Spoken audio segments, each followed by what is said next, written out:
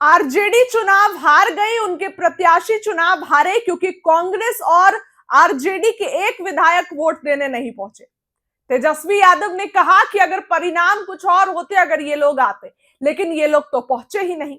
अब ऐसे में क्या कार्रवाई होगी? सबसे पहले बात करते हैं कि पूरा मामला क्या है। राज्यसभा चुनाव के नतीजों ने महागठबंधन में एक अलग ही सिरदर्द पैदा कर दिया है, क्योंकि चाहते तो है कि कार्रवाई करे, लेकिन राज्यसभा चुनाव में कार्रवाई करना इतना आसान नहीं है। देखिए, रिजल्ट आने पर कांग्रेस के विधायकों, 3 विधायक गायब थे। उस दिन लगातार इन लोगों को कॉल किया गया, लेकिन ये लोग कॉल ही नहीं रिसीव किए।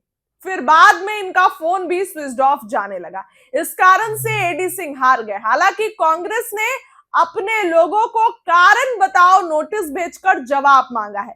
इन विधायकों के पास बहाने पहले से तैयार है। बहाना कहिए, सच्चाई कहिए। 3 विधायक ये कह रहे हैं कि हमारी रजामंदी से उम्मीदवार नहीं चुना गया, इसीलिए हम नहीं आए।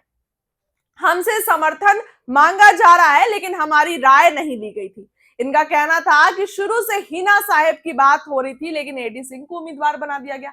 वहीं आरजेडी के विधायक का कहना है कि उनकी मां की तबीयत खराब थी। 25 तारीख से वो लगातार जो है दिल्ली में बने हुए थे, इस कारण से वो नहीं आए।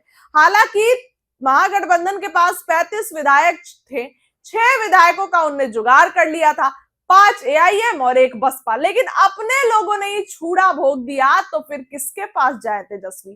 कांग्रेस ने अपने विधायकों को नोटिस भेज दिया है, लेकिन एक अलग ही असमंजस की स्थिति बनी हुई है। अब क्या असमंजस की स्थिति है वो आपको बताती हूं। 3 विधायकों ने पलटी मारी। कांग्रेस ने अपने 3 विधायकों को कारण बताओ नोटिस तो थमा दिया, लेकिन पार्टी के अंदर खाने खलबली है।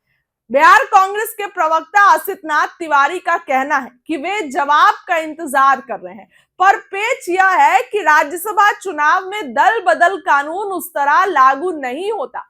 यानी पार्टी उन्हें डांट तो सकती है, पर उनकी विधायकी छीनना इतना आसान नहीं है। यह कांग्रेस के एक प्रवक्ता ने कहा। इन विधायकों के पास भी अपने बहाने तैयार हैं। आरजेडी विधायक का कहना है उनकी मां बीमार थी, इसलिए वो नहीं आए। वहीं कांग्रेस के 3 विधायकों पर आरजेडी पर आरोप लगाकर कह रहे हैं कि उनसे बिना पूछे उम्मीदवार चुना गया, इसलिए वो नहीं आए और गठबंधन में बेइज्जती महसूस कर रहे हैं। अब सबकी निगाहें तेजस्वी पर टिकी है कि कब तेजस्वी यादव आएंगे।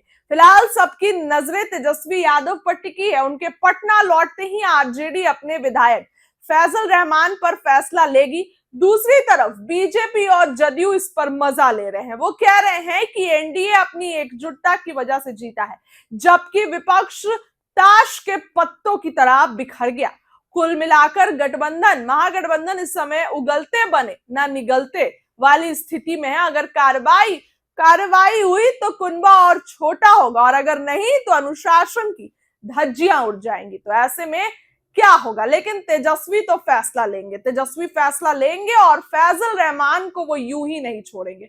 उन्होंने कहा था कि जो नहीं आए हैं उन पर तो हम बाद में प्रतिक्रिया देंगे, ऐसे छोड़ेंगे नहीं। देखने वाली बात होगी कोलकाता से पटना लौटते ही तेजस्वी क्या फैसला लेते हैं। फिलहाल इस खबर के लिए इतना ही। बहुत बहुत धन्यवाद।